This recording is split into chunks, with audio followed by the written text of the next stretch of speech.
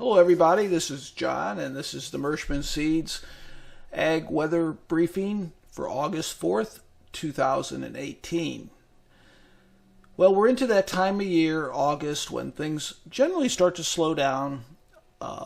Late summer and then fall is typically a slow time of the year. Early August, not so much, but we are sort of going in that direction now. When we would expect systems to be a little bit more lazy, I guess you could call them. Doesn't always happen, especially in early August, but we'll see how it goes. So last week was a good example. It was hard to describe here across the area. Now the southeast U.S. got a pretty heavy rain back-to-back weeks, and it's been very wet in the southeast. But you can see over the plains in the eastern Corn Belt, really sort of a hard to describe pattern. Some areas got rain, some areas didn't. Right there from the Mississippi River across Illinois, needed rain in that area and received a couple inches of rain. Other areas, nothing at all. So that's what we'd expect to see this time of year. Now we look at departures, it tells a different story. You know, we started off with a lot of rain and most areas had adequate rain. Well, over the last 30 days, I think we've trended a little bit more towards the dry side over some areas. And look at Iowa, for example. That was quite dry over the last 30 days, actually a couple inches or more below normal. So what would be expected? So we need to make up some rain. And then, of course, northern Missouri, eastern parts of Kansas have been extremely dry. So those areas need quite a bit of rain. So we're in a situation where in most areas rain would be welcome, and in some areas it's really needed. As far as the drought goes, you can see here that the primary Corn Belt, the darker shades here, it's sort of been in pretty good shape, but you can see that eastern Kansas, northern Missouri, as far as southeast Iowa, smaller part of Illinois, is in that area of drought. So really dry soils in those areas, but we still have some areas of wet soils, and these areas are doing good from some earlier rainfall. Eastern Corn Belt is still in pretty good shape, but like I said, in the last 30 days we've seen some really some deficits. Now this is an image that shows the vegetation health, and this is saying, is there enough soil moisture to support the growing of soil or any vegetation, including crops? And it really makes that eastern Kansas, northern Missouri, and then parts of southern Iowa, west central Illinois stand out.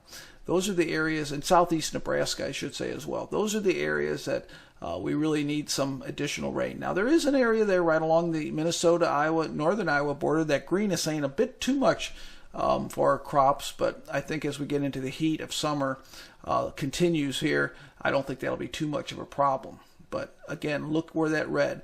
Northern Missouri, eastern Kansas is in pretty bad shape as far as anywhere near the needed moisture for crops.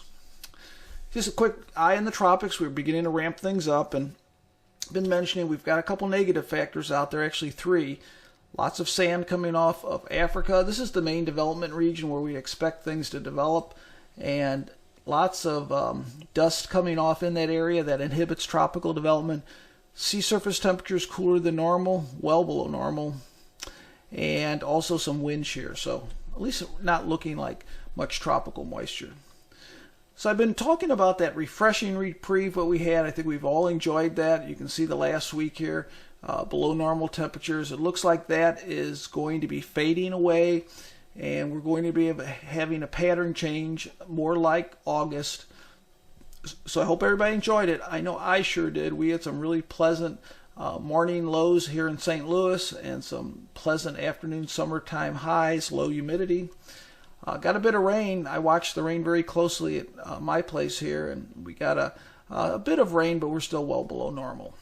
So this week, like last week, it's going to be somewhat scattered, not an organized pattern of rain. Unfortunately, the areas that are going to get the most rain along Minnesota-Iowa border are not necessarily the areas that need it the most.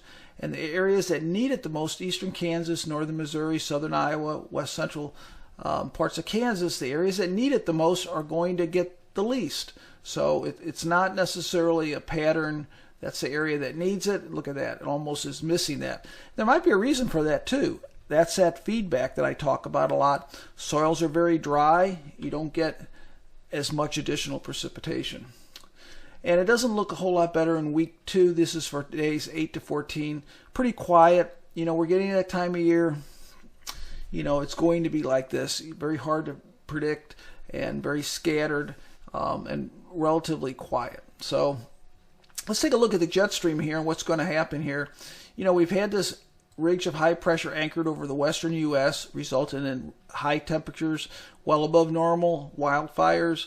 But over the next 14 days, what we're going to see is just sort of a broad area of high pressure across the U.S., sort of a jet stream coming right in here, well to the north, and that's going to really, I think, give us fairly quiet weather and build the heat as we get, see that brown here, as we get beyond into week 2. That's going to be building the heat in areas that have had the nicer weather more recently. And you can sort of see that here is look at the upper Midwest, good part of the Corn Belt as we get into later this week into week 2. Matter of fact, in many parts, it's already moved into the western Corn Belt. So we're getting back into above normal temperatures as we go forward. So here's 6 to 10 day. Not so much the eastern Corn Belt, but the central and west above normal.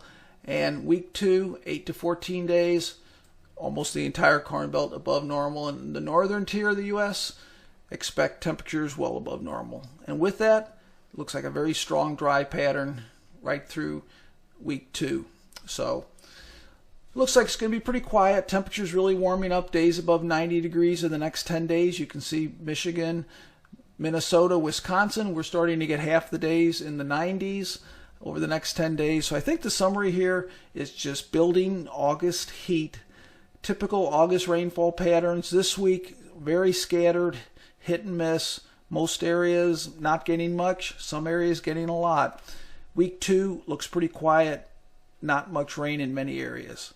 That's this week's briefing. If you have any questions or comments, if you like the briefing, I'd like to hear from you. Anything I can add, also let me know. John, John, @bluewateroutlook.com. Have a great week.